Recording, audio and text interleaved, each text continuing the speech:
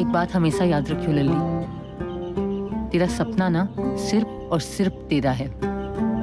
तुझे पता है ज्यादातर लोग तेरे सपने पे हंसेंगे।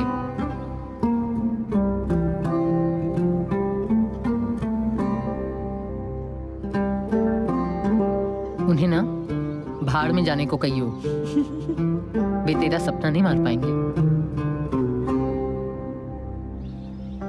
बहुत कम ऐसे लोग होंगे जो तेरे सपने को समझेंगे।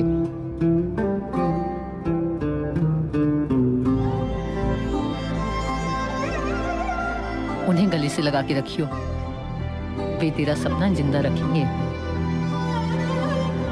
तेरे रास्ते में ना दिक्कतें और मुश्किलें भी आएंगी, पक्की बात है, लिखवा के ले ले। पर जी हमें